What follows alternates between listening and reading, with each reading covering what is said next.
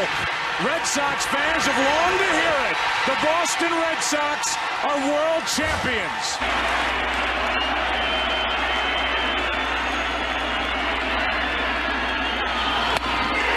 Game over, series over, and the Red Sox are world champs again. And so are these fans. It hasn't happened at Fenway Park for 95 years. The Red Sox are world champions. Boston organization has been well run for a long time now. From the top on down, here comes a 1-2 pitch. Red Sox win the World Series. 5-1 the final tonight. And the best team in baseball wins it all in 2018. Sox have won the World Championship. The Boston Red Sox beat the Los Angeles Dodgers 5-1. They win the World Series 4-1.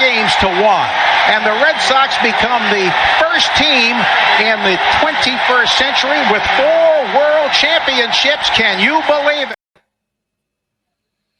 Welcome to another episode of the Pesky Podcast. We are here, episode 20.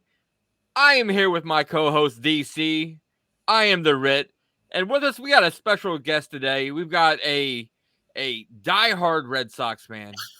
We got a man that messages us weekly and tells us how great we are doing. We got George Sutherland. How you doing, George? I'm doing great. It's really easy to say you guys are doing great because you are. Your podcast is tremendous. The things you've been able to put together and the guests you've had on have just been phenomenal. And it's one of the things I enjoy listening to on a regular basis. So I want to thank you for having me on. This is a blast. Hey, with the topic that you kind of threw our way, we could not sit there and not invite you on. So, but DC, what's been going on, man? How you been doing? Anything new? Not too much, man. Just been hanging out. I'm hoping my internet holds up. I got kicked out of the basement. So, see how it goes. Oh, the Joey Capone's boot you out? Yeah, man. Yeah. No, the wife and kids are up there eating. So, it's a little kind of a madhouse. So, I thought I'd get some silence down here. Oh, okay. Get that. So, man, let's sit there and do a little round robin type thing. We just got done finishing up the Angel series. A lot of bad happened in that series. But let's talk a little enlightenment.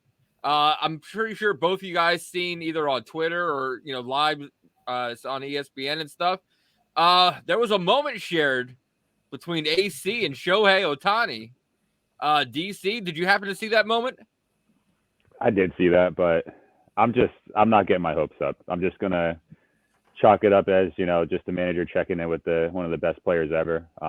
Obviously, I'd love for him to come to Boston, but that's gonna be an expensive price tag, and I'm not getting my hopes up. Obviously, I want it to happen, but I'm not thinking too far into it. I think it's just an innocent little moment.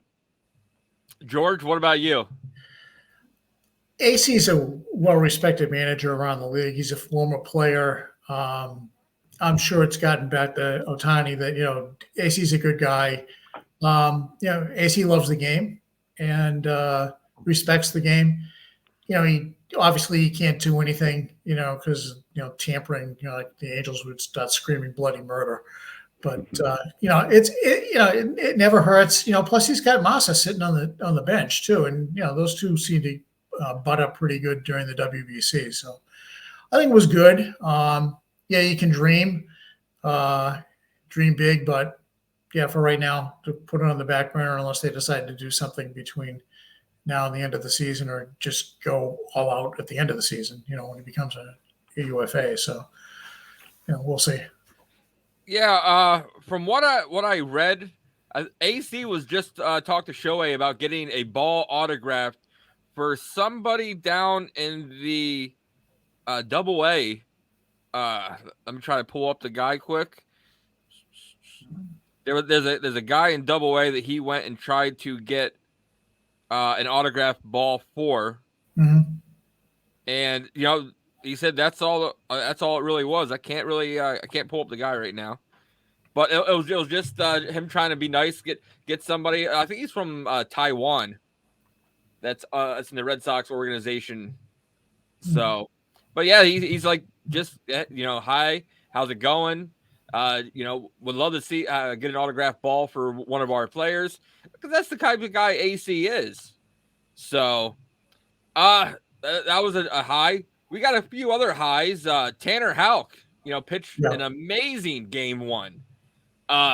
George, what about you? What were your thoughts on Tanner Houck's probably his best start this season?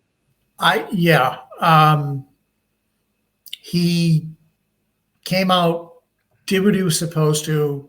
He didn't have like the 4th or 5th inning meltdown. It's like he'd be cruising along and all of a sudden, hit the brakes and, kind of go off course. It's the best I've seen him look in a starting role since definitely this season. And, in the past when he's done spot starts, this was definitely a plus. Definitely a sign to be encouraged about. Yeah. DC, Tanner Houck, is this the real Tanner Houck? I mean, I'm pretty optimistic. Obviously, I've said in the past I would like him in the bullpen just because of the 3rd time through the order. But I mean, he shut me up last start. Now I just want to kind of see 3 or 4 consistent starts like that in a row. Or string them together. But yeah, man, I'm pretty optimistic about him. I'm happy to see that. That's huge. That if he's making those adjustments. I know Alex Cora said they've been working towards this and he expects this to continue. I'm going to take his word for it. So I'm thinking the future is bright for him. Like I said, I know I want him in the bullpen, but if he's performing like that, by all means, keep him in the rotation. Yeah, Tanner Houck, if he's performing consistently the way he is, like we kind of need him in our rotation right now. One of the highs, another high moment, was Klubot finally not being a starter, going to the bullpen. Me personally, I do not understand what he's going to bring us from the bullpen that hasn't brought us from the starting position. DC, what are your thoughts about a Kluber?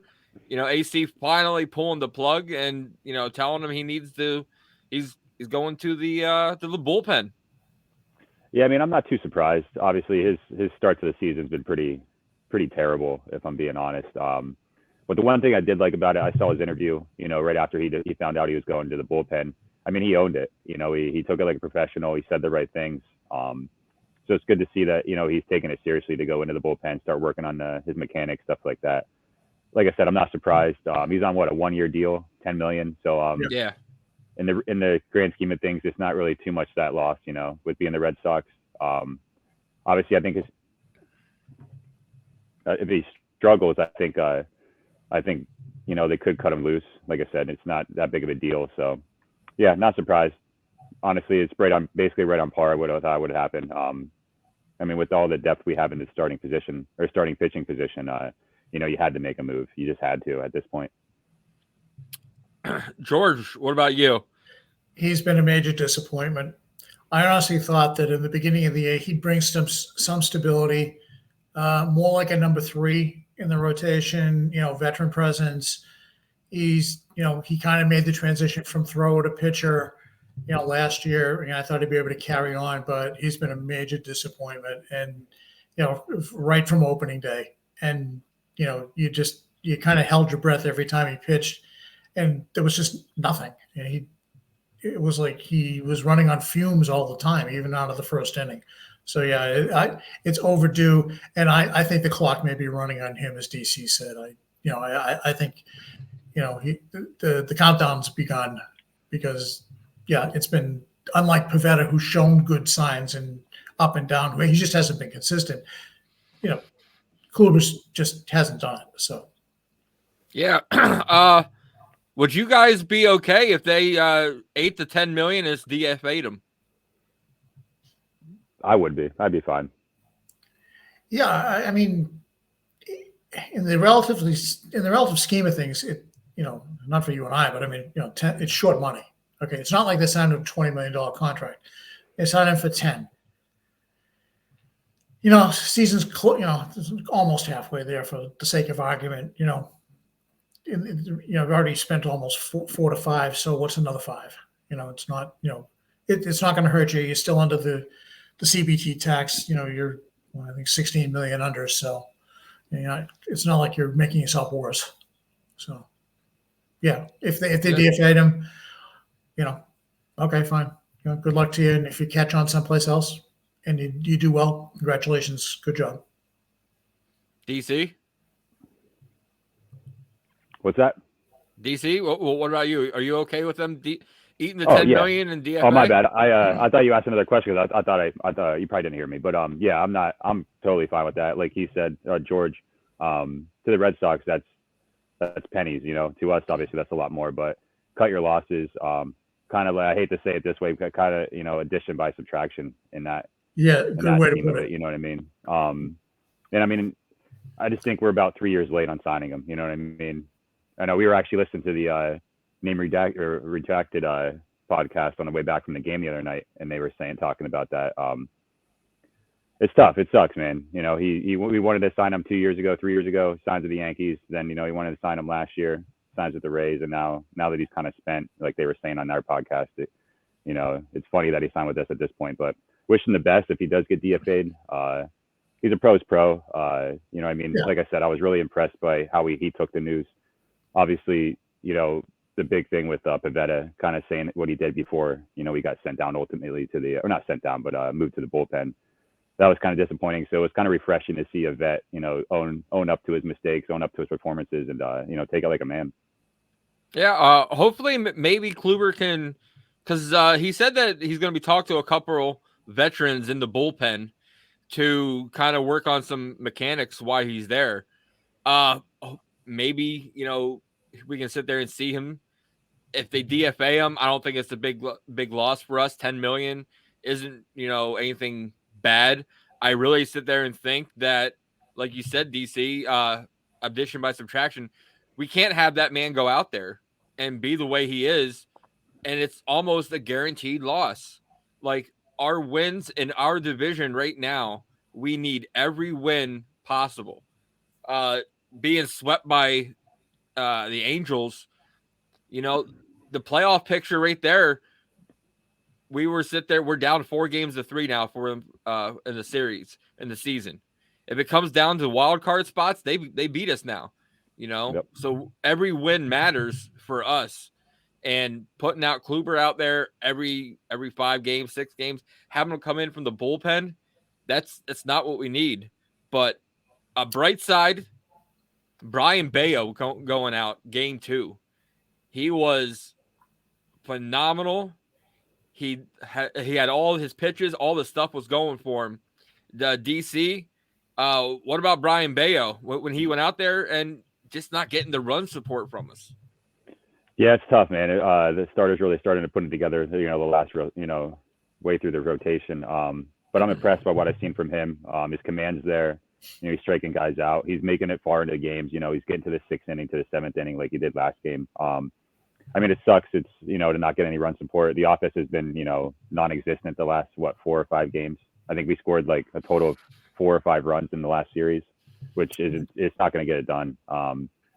But yeah, overall, very happy with what I'm seeing from him. I think he's going to, grow into, a top line starter for us, down the road. I think, another year or two, he could be that top guy, especially if you don't know what's going on with Sale. Obviously, Sale has been tearing it up recently, but, with injuries and all that, there could be a time where Bayo is our ace, in the near future. And I think he's capable. I know we touched on it a little bit in the spring training. I think working with Pedro Martinez was huge for him. You have a guy like that, a Hall of Famer, giving you tips and throw the same pitches, the changeup, the fastball. I think their tendencies are the same. So having a guy like that give you tips and, guidance is huge. So I'm expecting huge things out of Bayo for sure. Very impressed. Yeah, I sit there and personally, I love how the Red Sox organization goes about having former alumni still help these young guys. Dustin Pedroia worked with Jarren Duran and helped him out.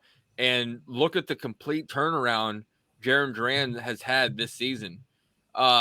Pedro Martinez and Brian Bayo working together. Like, Bayo is a future ace for us, I believe.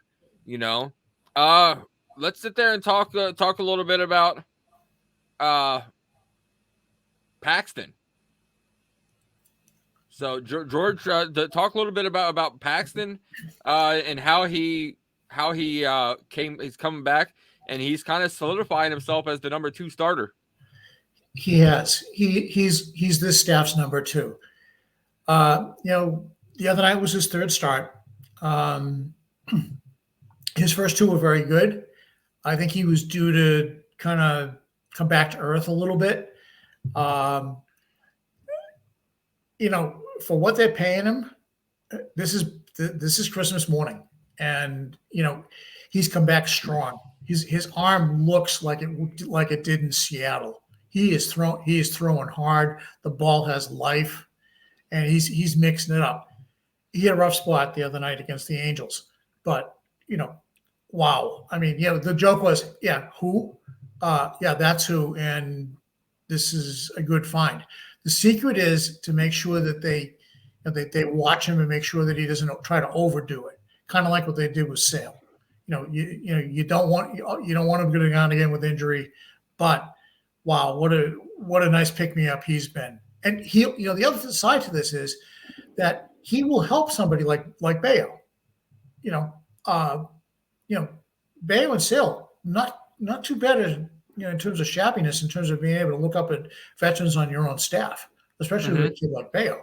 So this is found money, and roll the dice, man. Let's go. I think he's been great. Yeah, Paxton, has been a breath of fresh air to finally have him come back out, and we have enough long relief bullpen guys that we don't have to worry about wearing Paxton out right away. Let him, slowly work his way back in. We got Cutter Crawford, we got Wink, we got Pavetta.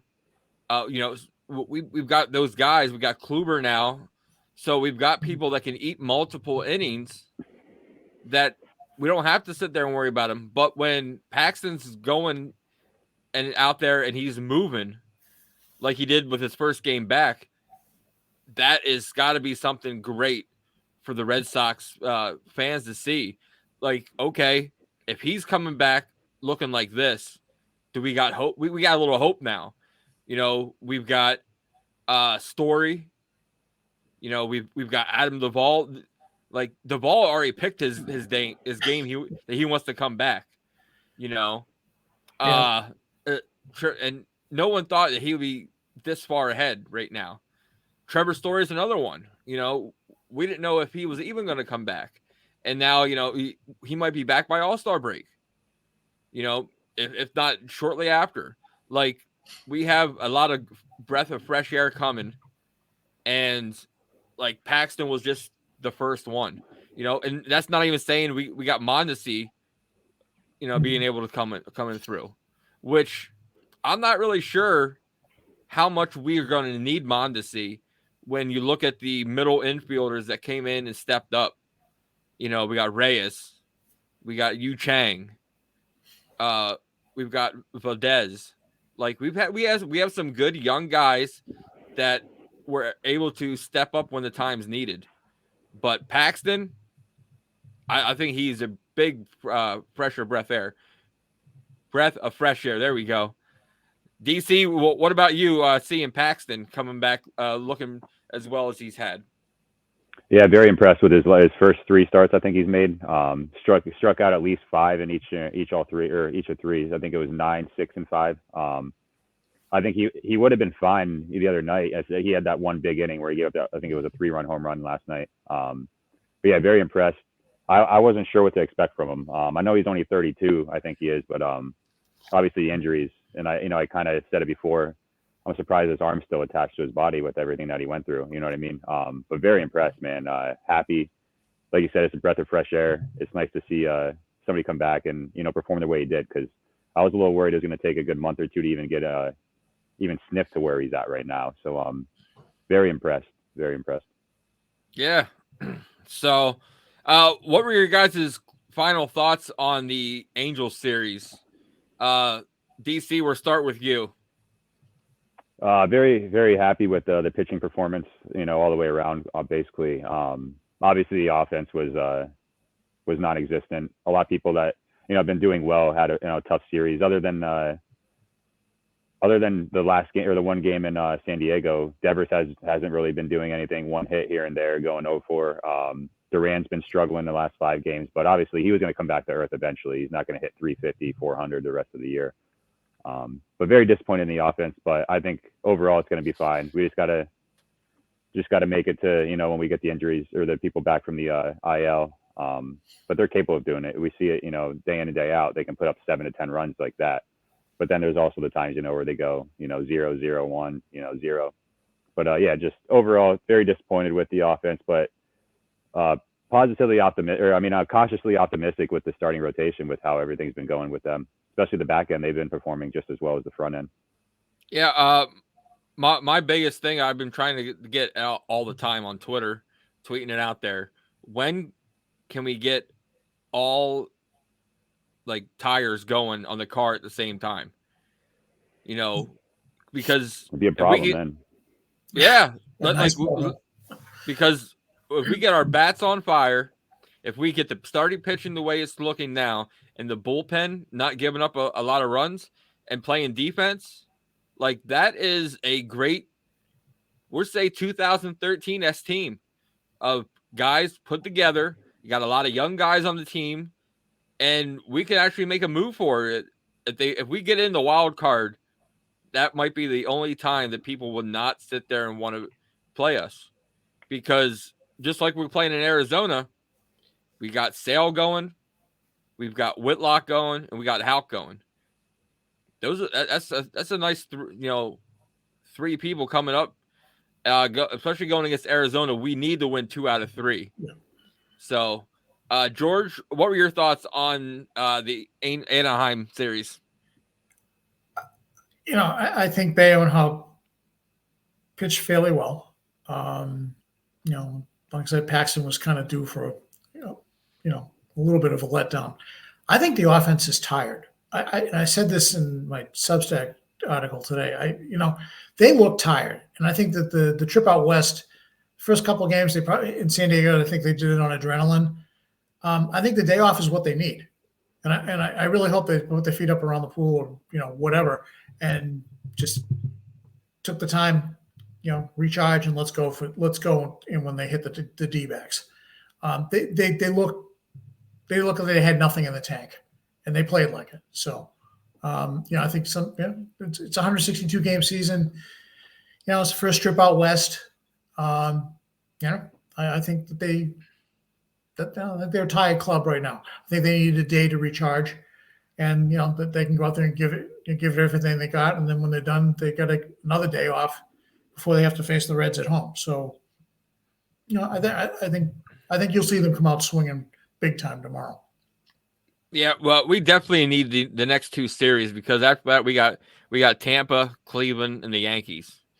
So we have to sit there and clean up on Arizona. I think we might miss who's Arizona's top pitcher this year. Gallen. We might miss Gallen. So yeah, right now they don't have anybody listed for Saturday. Either team doesn't have one, but he's not on Friday or Sunday, so that'd be huge because he's straight up filth, man. Yeah. So we gotta, if we miss them and we end up losing one of the games, it could sit there and look bad. A sweep would be great, but we got to think. This is a West Coast road trip. What was it? A couple of years ago, we sit there and we started a season on a West Coast road trip, and we just looked horrendous, and we couldn't get our feet back on the ground since then. So the Red Sox traveling across country, and struggling a little bit. It's not nothing new for us. Right. So they always struggle on the West Coast. I feel like every time we go to Oakland, it'll take 2 out of 3, if not sweep, even when they're not even that great. You know what I mean? The last few seasons. Yeah.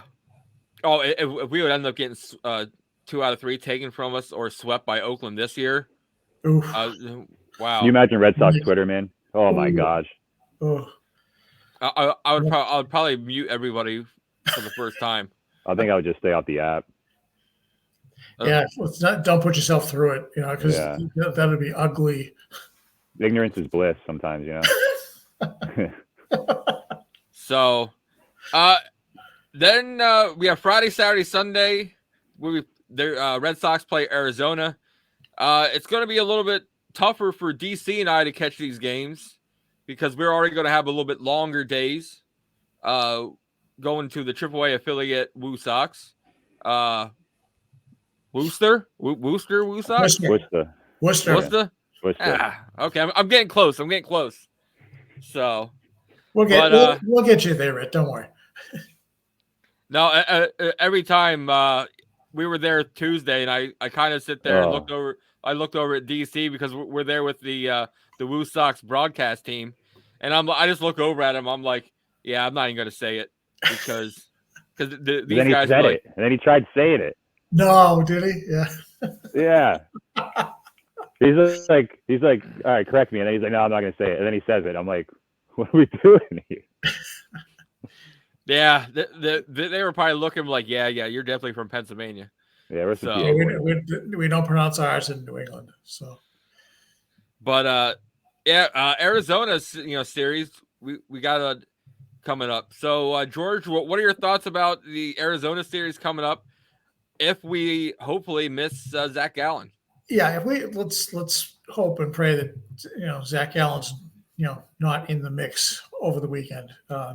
DC put it right. He's filthy. I like to watch him pitch, but please not against us.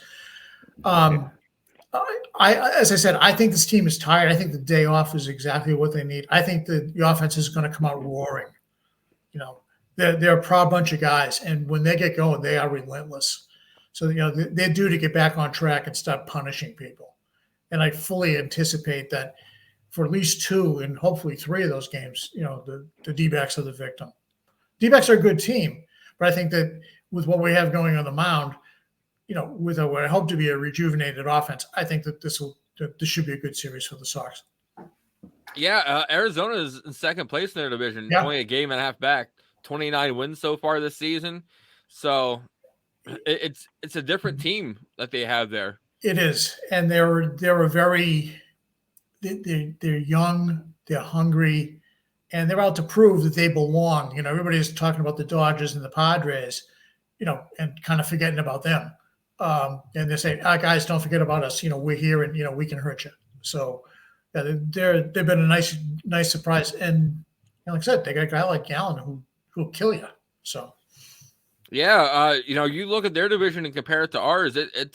They're all 4 out of the 5 of them could be playoff teams.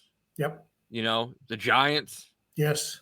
Padres, Arizona, and the Dodgers. Like that division's tough, and Arizona is hanging in there just like the Red Sox are hanging in there. What was it? A week and a half ago, we were, and I think we were the 4th best team in baseball, right? With our record. And that's crazy to sit there and think that. But so let's sit there and talk a little bit with George. A third of the season is down and over with almost.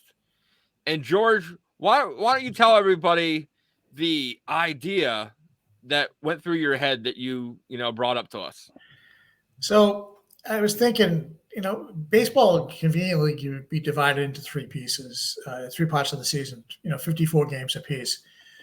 The first 54 games, you see what you came out of spring training with, see what works, see what doesn't, and what your strengths and your weaknesses are. The next 54, you get to fix what you didn't fix in spring training. And then the last 54, you play it out and see what happens. We're coming up to we're 50 games right now. We're coming into the end of the first third of the season. Chaim Bloom was taking a look at things, and I thought it would be fun to for maybe the 3 of us sit down and say, hey, if I were Chaim Bloom, what would I do? It requires we're fans, so we always want to see the best in our players, and we want to see this. It takes that half a step back and says, okay, if I'm the general manager of this team, I have to have a pretty clear-eyed perspective of what's going on. So, I said, well, this might be fun, and say, let's let's see what's going on, what we think are strengths and weaknesses, and maybe spitball some trades or some moves that they could make. That would be fun. Everybody else is going to start doing it, so why don't we get ahead of the curve? So exactly. So let's sit there and let's play we're Heim Bloom. okay. So trade deadline's looming. We're gonna say we're in contention because it looks like we're still in contention. DC, do you think the Red Sox are going to be buyers or sellers? Buyers. I think they continue to play like they are. I think they're going to be buyers. I think there's a lot of pressure, and how the whole debacle, if they're going to buy or sell last year. I think they're going to pick a side and run with it. This team has proved that they can fight. 3 games above 500 right now, if I'm correct. I think they're buyers. They have to be. At this point, we're one of the best teams in baseball as far as record. If you don't look at the AL East standings, but I think for sure we're buyers. If not, I'm going to be pretty pissed, if I'm going to be honest with you. Yeah. So, George, would you like to do the honors? Sure. And start us off. Okay, so if I were Heim Bloom, I'd be a little skinnier. But I think if you looked at the strengths and weaknesses of this club, I think right now you could clearly say the starting pitching is starting to become a strength. With Sale, Paxton, Bayo, Houck, you're going to presume that Whitlock's going to come back and give you something. Okay, he's due a break. He's due to come back and not get some nagging injury to take him off. God knows he's got a great arm. Let's use it. The back end of their bullpen, Rodriguez, Martin and Jansen is good. They need a little bit more help there. Their middle, their long relief, Winkowski and Crawford, it's a nice problem to have. Let's see what Pivetta and maybe Kluber give you. Their offense is a strength. There are some weaknesses. Casas is one. He has underperformed. Yeah, he's hit a couple of bombs, but the consistency of him going pole to pole, in his hitting approach, it just hasn't been there this year. As I see it, their defense is average, and I think that maybe that's okay. Where I think that their biggest needs are is I think given the injury history and some other things, I would not be disappointed if they went out and got another starter. They need more offense from first base. They need to resolve second base and shortstop. Okay. All the things that were said about guys like Story coming back and all the rest, those have a lot of what if scenarios. So I'm looking at it and I'm saying, okay, you have internal options, you have external options. For a starter, right now they got Walter down in the minors. He could come up and he could spot you. He could tag along as your number 5 if you needed him. Probably first before Pivetta, because Pivetta's got to really prove something, and that's been a disappointment to me because I love the guy. Relievers, they've still got Sheriff. They got AJ Politi, who seems to be doing really well. The reports coming back from old friend Caleb Order, he's learned to throw another pitch, so who knows? They may roll the dice one more time. First base, is it time to give Bobby Dahlbeck his last shot? Who knows? Then the question is going to be when Story comes back, where does he play? Does he play shortstop? I don't think he should. I think perhaps they should move him to second base. He's just had an arm procedure, which is not Tommy John, but it's supposed to be something less than that. I don't want to risk him hurting himself again. So put him to second base. It's not the bullet throw you have to make from the hole. And then you have to fix shortstop.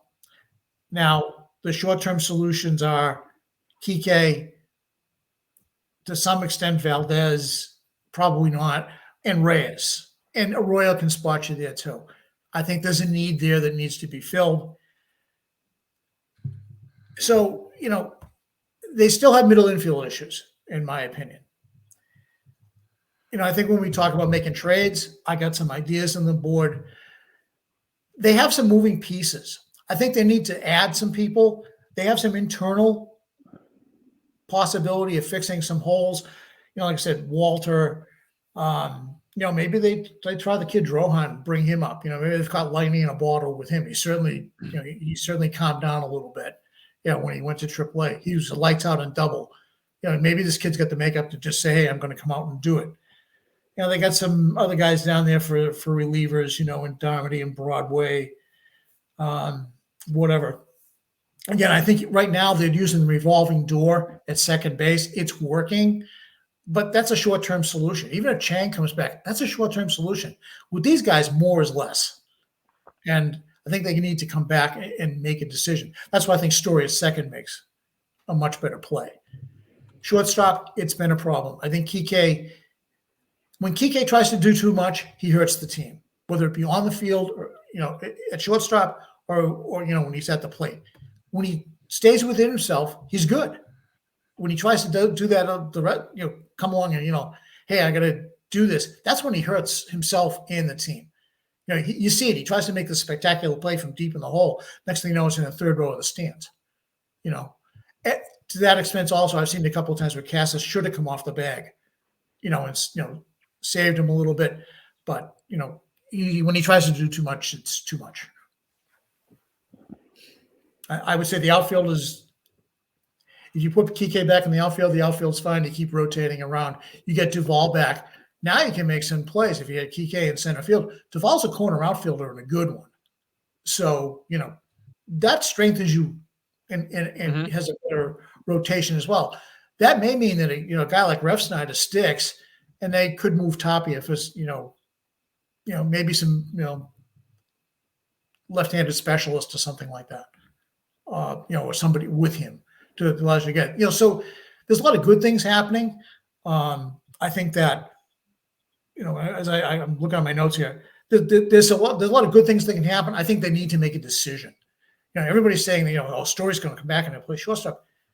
Let's give the guy a break a little bit. He's come back from surgery, and sooner than we thought. Let's not kill his arm again, because if we do that, there's nobody to blame. There's nobody to blame but the team management for that. So, yeah, definitely. I like a lot of your points. I do like the Story when he come back being at second base. I definitely think that we have Marcelo Meyer being able to come up in a little bit, he could be our future shortstop there. Right. But DC, what about you? What are you thinking? All right, I have a couple ideas. I agree with George as far as my main two things were attack a starting pitching position, get one of those in. If you could try to get like a top of the rotation type of guy, put us over the hump, because I think that would make us a real contender, when it's all said and done. And then also middle infield. But my idea was, I actually was talking to my buddy who's a Cubs fan the other day. It was because I saw an article. I wouldn't mind if they went out for a guy like Marcus Stroman. He's a free agent at the end of the year. It's a rental. They have the money to pay him if they want to, sign him to a deal after the season. Right now, I think he has like a 2.94 ERA. He's been striking out guys at a pretty decent clip. His command's been there. And I've always liked him. He has experience in the AL East, being with Toronto for those couple years. And I just love the fire that he has. I think he pitches a lot of motion, and I think he loves playing the game. And I love guys like that. So as far as starter, I'm thinking Marcus Stroman, a guy like that, go out. Like I said, it's going to be a rental, so I don't think it's going to cost as much if, obviously if he had a 1 or 2 or 3 years on his deal of team control. And then the only thing with that is, who would you move to the bullpen? Obviously, you never, Paxton's doing really well, but you never know if he's going to get hurt. So that could always be in play in July. You don't know what the rotation could look like. There could be nobody hurt. There could be the whole rotation could get hurt. The way baseball goes. So it's either Whitlock or Houck end up in the bullpen at some point. Don't kill me. I know Houck just destroyed it. The last few games. Made it to the 7th inning through the third way turn through the order. But obviously, if you get a guy like Marcus Stroman, you got to make some sort of move, and that's a good problem to have, especially with the injuries that do happen. As far as middle infield, I'm on the same I'm in the same boat as you, George, and you as well, Josh. I would like Story at second base when he gets back. Take some tension off his arm. Not so far throws. And then a guy that I'm a big fan of. Just watching him play. I wouldn't mind if they went after a guy like Tim Anderson. He has one more, or this is his last year on his 7-year. He has a team option next for 2024. I love him as a player. I think he'll be an excellent defender. He'll hit 300 for you. I know he's struggling this year, but I honestly I don't think he wants to be there. I think Chicago is just kind of volatile right now. But I'd love to get a guy like that. And I think honestly we could pay him if we wanted to. I know obviously we have Meyer coming up in the next year or two. We have Story for another 5 years after this year, I'm pretty sure. But I wouldn't mind, taking a flyer on Anderson and pick up the team option if he does well here, in the second half of the season. And then honestly, other than that, I wouldn't do much. Obviously, maybe figure something out with Casas. Eventually, he's got to figure it out, or you got to do something. I know he hasn't been as bad as his some of his numbers say, but he's got to. There's some tweaks he needs to make to his adjustments or his approach at the plate. And yeah, we have young guys down there, pitching prospects that, if people in the bullpen get hurt. But I'm happy with the bullpen. Obviously, Kluber kind of scares me. I'm not sure where he kind of fits in there, especially when we already have a guy like Pivetta, who's a multi-inning guy. I think ultimately, Kluber gets DFA'd. And then maybe one last thing. I'm not a big fan of Reese McGuire. I have never really been. I tried to give him a shot. I know he has some offense, but he's getting ran all over, with the base runners just stealing every bag they can against him. And honestly, I either send him down or DFA him and bring up Alfaro. I don't know. I'm a big fan of Alfaro. I think he has a lot of pop off the bench, and I think that's something that we don't have, with the catcher that plays the days that Wong doesn't. And then obviously we have a lot of people coming back. Story, Duvall. We're pretty set all the way around. Other than, like I said, I think starting pitching we could use one more that would put us over the hump, and middle infield, like George said. I don't like the revolving door. I like having a set position player, especially at the a shortstop position. That's a pretty important position on the field. So I would like to have somebody there long term. Obviously, I know, like I said, we have Meyer coming up eventually, but I don't like how we have Kike there, and then one day Reyes has been awesome for us since we got him, and he's played some excellent defense. But I don't think he can produce at the plate as much as as well as he has in the short term he's been with us. But yeah, I'd say go get a guy like Marcus Stroman, try to get a deal for Tim Anderson, and either let Stroman walk, or if you like what he did, throw him a deal at the end of the year. And same with Tim Anderson. If he performs well and you think he has a piece here, pick up that team option next year. But I think overall we're in a pretty decent spot. And I know we're only 3 games above 500, but I think we're in a great spot, especially with the injuries that we've had, and we're gonna have guys coming back at the right time. And yeah, man, I think it's gonna be a fun summer. But that's what I would do if I was Heim. Man, I love that Tim Anderson deal. Yeah, he's still my thunder. Oh, sorry. No, that's all right. No, that's good because I got a couple of others too. So I'm a little bit on both you guys. Like we need one more starting pitcher. I'm kind of thinking a little bit different starting pitcher. Someone that maybe we could sign for long term, but then that would probably take us completely out of the Shohei Ohtani talks.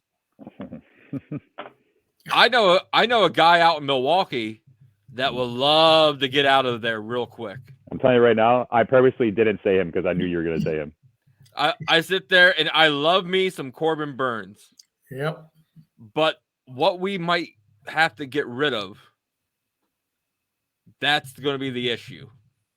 Because we might have to end up giving up somebody like a Brian Mata or a Brandon Walter, or possibly even both. I can see them one like Rafael or like Casas too, to be honest with you, and a proven starter. Yeah, like we're gonna have to give them. Me personally, see, there's a name that I would be willing to trade that you guys haven't really brought up for trade bait, but I don't know what we can get for him. I'd be willing to give up Kike Hernandez. I don't know if we'd get much, to be honest with you. No. You know, to try to throw him out there. We have we have way too many middle infielders now. And like George said, Kike belongs in the outfield. Yep. But we've already got, in my opinion, a nice set outfield. You know, we got Massa, we've got Verdugo, we've got Jaron Duran, who's did a complete 180, and then we also got Rep Snyder, who has been killing it coming up, you know, in his against lefties. So that means Tapia is the odd man out. That means Kike, what do we do with him? Do we put him on the bench as a utility guy? He has value there. I mean, he'll do you fine in the outfield, and you know, second base is probably the better position for him than shortstop. You know, especially if you're trying to be careful with Story. So you know, that's the thing. Me personally, if we want to go for a bullpen option to kind of help us out, I love a guy out in Colorado who's got a few years under his belt. I like me Brad Hand. I wouldn't mind going out and getting him as a veteran reliever. It's a rental, you know, where he can come in and kind of help us out a little bit in the bullpen. What are your guys' thoughts on Brad Hand? I wouldn't mind it too much. He doesn't throw too hard, right?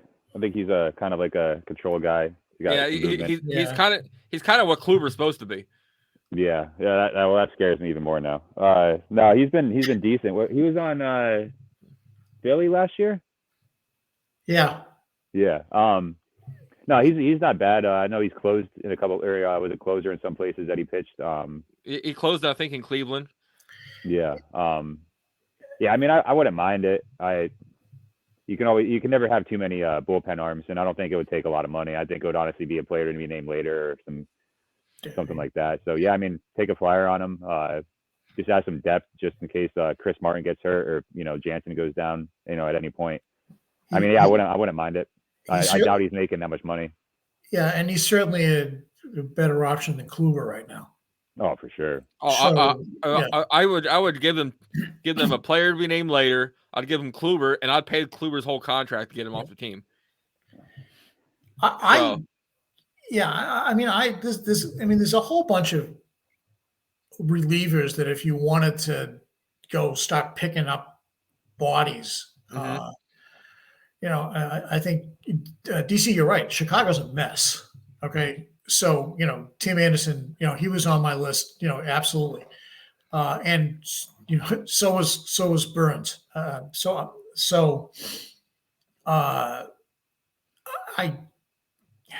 guess my biggest problem is, what do you want to give up? Okay. There's some bullpen arms out there. You really want to roll the dice, you can go knock on the door with the Royals and say, hey, roll this Chapman, right? Yeah, thanks, no thanks. I've seen this act before. Yeah, he can throw 100 miles an hour, but his head is all messed up, and he's got some other baggage that goes with it. Oh yeah. Burns. My thought was the best deal that Heim could do would have been both Burns and Anderson. You're going to have to give something up to get Burns in terms of pitching. So it would probably cost you a Walter, probably a Mata, and maybe a Rafaela, to get him. Because he's owed 10.1 this year, and he's in his final year of arbitration next year. He's got the sour taste in his mouth after the Brewers just messed him over for a couple of bucks. Talk about the worst thing you do in baseball. I mean, that's brutal what they did. Yeah, that was stupid. I mean, you basically said to the guy, "Yeah, we're going to screw you over," and he's kind of like, "Yeah, that's fine. I'm going to get the last laugh when I walk out." It was like what, $750K? Yeah, it really was nothing. And I understand Milwaukee's a mid-market team, but for over $750K, really, to have one of the better pitchers in baseball, suddenly get be ticked off at you. Yeah, no thanks. That didn't they tell, like, they were basically brought up in the hearing about they basically blamed him for them losing in the postseason. Yeah, that's crazy, man. And that's when they brought in all the stat geeks and loaded the whiteboard with this is what you're not doing. And all the guy does is go out there and pitch his brains out and help you win games. Like, what are you doing? Yeah. That's if you want to face of the franchise, and he's a competitor and a good guy to boot. Mm-hmm. He's disappointed. He a little hopped off about the whole thing, but he's handled it well. But yeah, if they offered him a chance to leave, he'd walk to Boston, just to get out of there. I agree. Yeah, that'd be awesome if we got him. The other guy, and it would cost you. You'd have to empty the farm system to get him. Front of the line starter is Alcantara. Okay. Yeah. Okay. And Ritt, I think you're right. If you're going to make that bold a move, you're out of the Ohtani sweepstakes come the fall. I'm not so sure the Red Sox are going to be in it because I think New York is going to hang large American dollars in front of him. It's just like this is kind of like Steinbrenner-esque kind of stuff. Anybody but nobody but us is going to do this. I think he'd fit well here. I think with Massa here, the two of them, there's the loneliness factor, being away from home. The other option is, and don't be surprised. My guess is, and I'm serious about this. I think he ends up in Seattle. Yeah. I think he does because,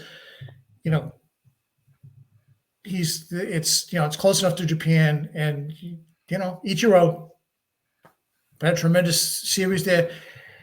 It's not the fan base is appreciative, but they're not like don't throw you under a microscope. Kind of like what the Dodgers, like the the Angels do right now. Nice fan base, but they'll leave you in the seventh inning if things are going bad. So they're not out there to bleed you. There's bullpen arms all over the place that you can take a flyer on. Like I said, probably the White Sox might be the best option there. You got Liam Hendricks and maybe a Cease. I mean, if they could throw in the white flag and say we're done, they could have a fire sale. Even Graveman. Yeah, would be bad another too. one. Yeah, a guy like Hendricks wouldn't hurt you. He'd be fine, and Cease as well. Both of you could give you the back end. In case something happened that you needed it. And as I said, the White Sox I think are ready to go into fire sale mode. And quite frankly, there's not enough in Oakland I want. In terms of other teams that are doing bad. Yeah. So,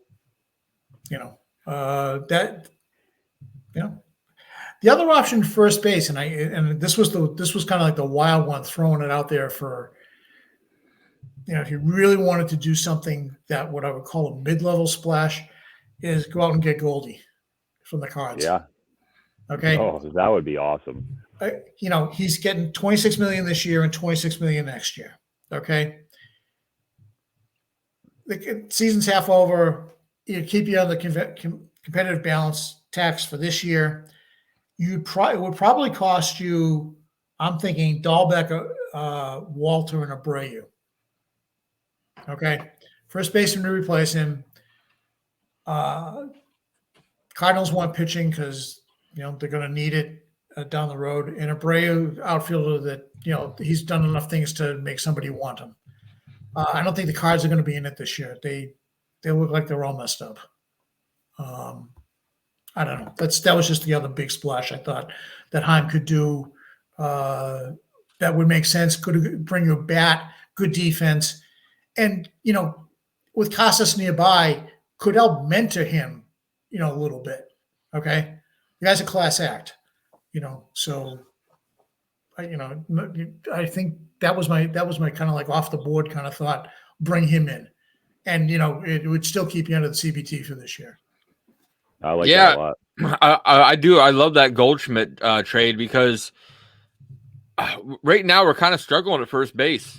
Yeah. And even if you wanted to send Casas back down for a little bit to work on things. You still got JT that would be able to back up Goldschmidt. So, I don't not like it. This hinges on the fact that, they don't give Bobby his one last shot. Okay. I think Bobby's gone. I think that, this is his time. He's had it. I think Bloom's kind of had it with him. The promise has been there, but it hasn't. I don't want to call him a 4A player. I think he can prove himself in a non-competitive situation. Mm-hmm. And you send him to the A's, but I don't know for what. That's why I think going to St. Louis, I think St. Louis could be back again next year. I just don't see it this year. I think that they lost too much. They made some questionable off-season signings. But I think he blossomed there. The fans are very supportive. They're one of the nicest fan bases in in MLB. They're very, they support their players, and you don't get the screaming like you do, in New York, Boston, Chicago, Philly, to name a few. So that might be a good move for him. But yeah, Goldschmidt would absolutely, I think, that would be. You talk about leadership. Guys like he and Turner, in your clubhouse. There you go. Huge. Yeah, that would do a giant step forward and say, hey, we're serious, and we think we might be able to, bring the championship home this year. And it certainly positions you if you want to keep him for next year. Great. Yeah. And if you don't, what a trade chip to have. Exactly. Right? So yeah, I think that works. So let's play a quick little game. I'm going to name a prospect in our farm system, and you say, would you trade them? Trade or stay? We're going to go trade or stay. Okay. Okay. Let's start with Marcelo Meyer. George? No, you don't trade him. He stays. DC? Be a goddamn riot if they ever trade that guy. He stays. Okay. We're going to go with their number 2 prospect who's in the majors, Tristan Casas. DC? Stay. George? Unless for the right deal, I would trade him, but I would have to be a pretty significant piece. Would you trade him for either a Corbin Burns or a Paul Goldschmidt? Knowing that you had knowing the only person you had was Bobby Dahlbeck to back him up for quite some time. For those two, I would. Okay. Reluctantly, but I would. For Burns, for sure, but Goldie's amazing. You get him for half this year, then next year. You're really, you're sacrificing the future. But I think, like George said, the intangible is the leadership, the mentorship that he could offer to even Dahlbeck. I would trade him in a deal for one of those two. Definitely Corbin Burns. I throw in one more, Josh. Yeah. I do him for Alcantara too. Oh yeah, absolutely. Yeah. Okay, those are the three. Those would be three. I'd say, yeah, go ahead. But other than that, no. Ceddanea Rafaela. George? I'd move him in the right deal. I think that they can piece together an outfield. He's got some plus sides, but yeah, I in the right deal. Yeah, I'd move him. DC? I would say stay other than the right deal. Kind of what we just talked about with Casas.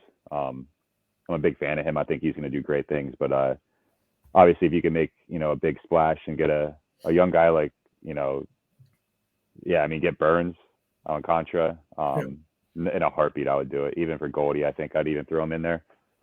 I wouldn't throw too much after him for Goldie, but But other than those three guys, or there's obviously other players that you wish you could have, but realistically, I would say stay. But for the right deal, I'd let him go.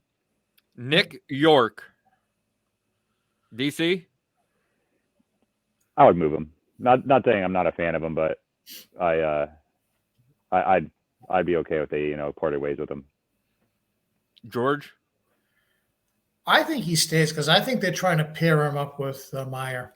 I think they're trying to create the deep double play combination in the future, and they want them to come up within, a close proximity of each other, so that they become a solid tandem at short and second.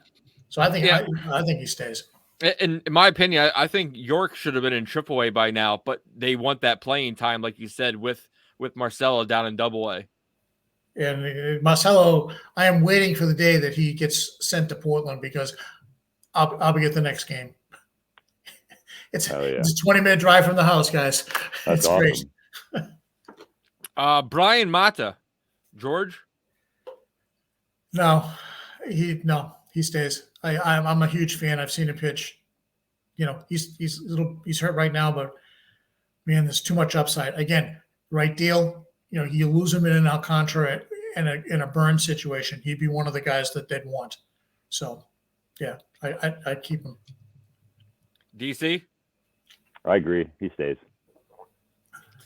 Let's go with a little 18-year-old rookie, Miguel Blias. DC. I think he stays. Okay. I think he's too young to move him just right now. You gotta give him a couple years, see what he can do. Agreed. Yeah, he stays. Let's go with Valdez. We already seen a little bit of him up in the majors. George? Who are you asking? Oh, sorry. Go ahead, DC. Go ahead. I say stay. I think they might move him. I think he goes. I think you've seen. I think that they've created maybe a market for him. He can hit from the left side. He is what he is. He's at best an average defender, but you knew that coming in. I think he's created a market for himself. The way he hits, he'll always find a spot in the roster. And if you flip him for some bullpen help, you don't lose. But I think he could go. Yeah, you know what? Especially with all the injuries, if this is coming back, we're gonna have a log jam there. Yep. I'm a fan of him. I hope he does stick around. I love the kid, but I think he has some value. But he could definitely. You're right. He could definitely. He could be that one piece that pushes the trade ahead. If they're talking with anybody. So yeah. Let's go for our second to last one. Young kid, Blaze Jordan. Stay. I think this year he stays, but if the promise does not mature a little bit, he could be part of something in the offseason. But for right now, he stays. And last but not least, DC and I seen him firsthand on Tuesday. David Hamilton. DC, let's start with you. See, I have recency bias because I just saw him destroy 2 home runs. I mean, I think he stays this year. I could see him kind of like what he just, what George just said for the last one. I think he could, for Blaze Jordan, I think he could be something we move in the offseason for a piece. I don't see them moving him now, but it wouldn't surprise me if he did. I mean, obviously, he can do some damage, but like I said, I don't want to use, the one game that I saw him in real life and 2 home runs back to back, kind of deter me, but I could see him getting moved, but I think he stays this year. George? You guys saw him play. I saw some of him in spring training. How reasonable is his defense? He was really cat-like on defense. That they had him playing shortstop, and he looked really good. Fitzgerald was, I think, playing second. No. Yeah, he was. But yeah, I think second. No. Fitz was playing. Hold on, I got the picture right here.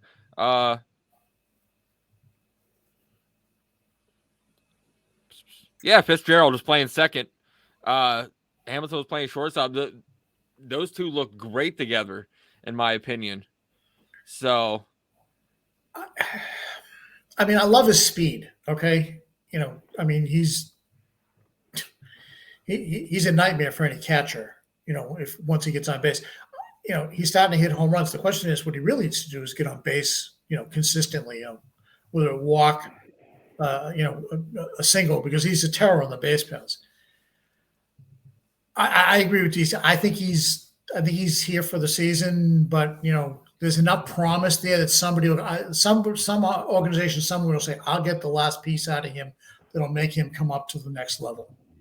But yeah, he's intriguing as heck. I honestly question, do the Red Sox trust him enough? Why haven't they brought him up? Because, Kike has seeded some doubts, in the management mindset right now. And I think the only reason it hasn't happened is because I think AC is probably interceded for him. I think he's, like I said, I think he stays this year and, bets are off, come October. Yeah. So guys, we sit there and we made up some pretty good trades. We would love to have Alcantara. We'd have, Burns, Tim Anderson playing shortstop. I like that. That was really nice.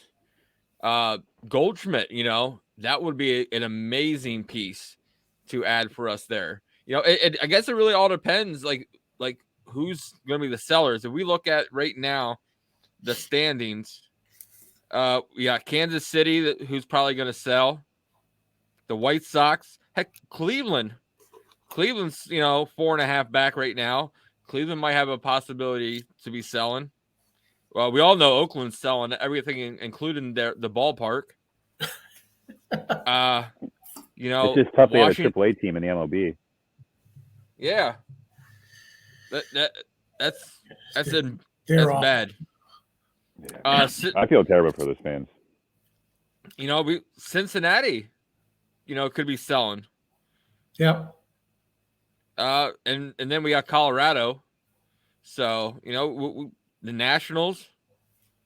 Yeah, it'd be a good one actually. Crone from Colorado when he's not hurt. Oh yeah, Crone would be a great little pickup for us. Colorado's got a couple of nice young arms in the bullpen, and Sutter and Marquis that. Yeah. If you could pry those kids loose, that'd be good. The Nats, I don't know. Who knows? But the A's, you're right. AAA ball club already. I think the fire sale is on, and they're just waiting to get to Las Vegas. And then they'll spend all kinds of money. Oh, they're going to have to fill that ballpark in Vegas. They won't have a problem. So yeah, they'll be good. But guys, episode 20, GM in the book. So George, hit us up with some final thoughts. For all the preseason talk about this club was going nowhere, there's nothing here. I was on the positive side. I saw the moves they made. I saw the additions, the subtractions, and said this is a different ball club. And right now being 3 games over 500, if you figure it out, they're going to be, even if they maintain the current pace that they're on, they're going to be somewhere between 9 and 12 games over. At this rate, at the end of the season, they're going to be somewhere between 9 and 12 games over 500. That's a major improvement over what they did last year. Yeah, I think they're a playoff caliber ball club. I think the starting pitching's got to settle down. I think the offense needs to become more consistent. I think that happens perhaps when you get a Duvall back. Because now you have a power corner outfielder once, who's playing a little bit out of position, but there are some things that you can do, and then consistency. And they absolutely have to figure out the middle infield roller coaster. And last but not least, Casas. I've been waiting for him to do his Dustin Pedroia imitation. Hasn't happened yet.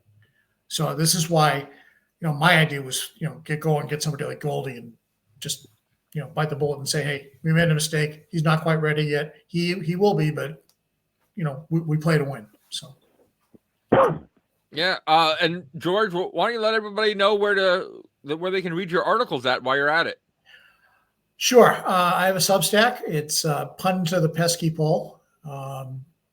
It's on Substack. I will, when I post on Twitter, you'll see it there. Pun of the Pesky Poll.substack.com. As I was telling you guys, I started doing this about the same time you guys started doing this. So, but yeah, it's been this has been fun. This has been a great time. I've had a blast tonight. So that's where you can find. That's where you can read me.